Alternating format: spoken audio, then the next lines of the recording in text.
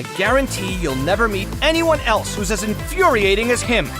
And for the record, yes, I would say that to his face. Sure, he's smart, and sure, geniuses often come with a bad temper. But that's only half the story with him. He knows perfectly well how to appear friendly and likable to others, he just doesn't want to. If he ever gives you the impression that he doesn't really have a temper, or that he's rigidly logical like a machine, then you just don't know him well enough yet. He definitely has a personality. It's just too big a personality. Most people wouldn't get it. ALHAITHAM helped me out a fair amount recently. If we were still as close as we were during our student days, then I'd be thanking him every chance I got. Now, though, I can't seem to get a word of appreciation out of my mouth. Even if I could, I wouldn't want to give him the satisfaction. I guess you could say our relationship is something of a mixed bag these days. Honestly, with everything that's happened, it almost feels like the universe has been playing pranks on us. It's hard to make sense of it all. Too much to process for one lifetime. I will say that it's not every day that you get to know someone like him. I just wish he could rein in some of the worst excesses of his personality. Okay, yeah, that's never gonna happen. TIGHNARI. He's one of the nicest guys you could know. If you've met him, you'll know what I mean. He's kind, and he has enormous expertise in his field, but he never brags about it in front of other people. And he seems to genuinely care about his work. Back when I was building the Palace of ALHAITHAM, I asked him for some tips on how to pick out the right ornamental plants. After he wrote back to me, he also helped me out with some other issues too. Oh, and I almost forgot. He was the one who first introduced me to Cyno. Cyno can come across as cold and ruthless, but he's actually a very big-hearted guy.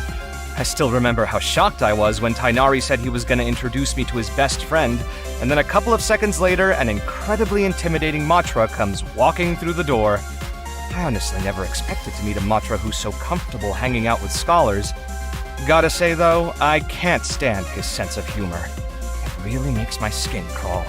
If he ever invites you to a meal at TIGHNARI's place, make sure someone's bringing beer, because no one should have to endure Cyno's humor while sober. Lesser Lord Kusanali is a wise and capable god.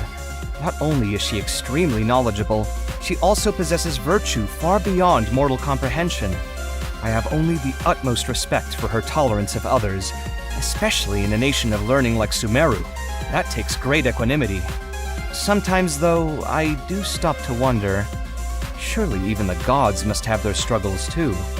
Oftentimes, confusion is the beginning of wisdom. In which case, how can we ever achieve true happiness? Dori is the owner of the Palace of ALHAITHAM. Excuse me? Mine? Oh, no, don't be ridiculous. I know full well that it doesn't belong to me. I know, but... Please, let's not go there. Dori is a shrewd one. She knows how to coerce others into doing things for her. For various reasons, I now owe her a large sum of money. It all got quite complicated in the end, but... anyway, I wish she'd show me a little mercy and stop making my life a misery for the sake of Mora. I swear, she doesn't seem like a bad person at heart, so... I just don't understand. How did she turn out like this? I've met Kaveh quite a few times now. As TIGHNARI's student and assistant, she follows him everywhere. With her diligence and patience, she's much more responsible than most other kids her age.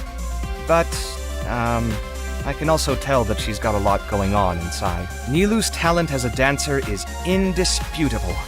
Zubair Theater really lucked out when they recruited her. I've heard that she has a great personality, too. She always smiles and says encouraging things to her audience when she's performing. Once I can find some time, I'll have to catch one of her shows. Madame Farouzan doesn't mince her words, so I can understand why some students at the academia are afraid of her. She doesn't have any bad intentions, though. All she wants is to devote herself completely to the research that interests her. Some people say that all Haravatat scholars are hard to get along with, and, I'll let you be the judge of that. I assume she's already asked you to be her student? She sure is a little intense when she's doing the hard sell, huh? But she can walk the walk, too. She really does know her stuff.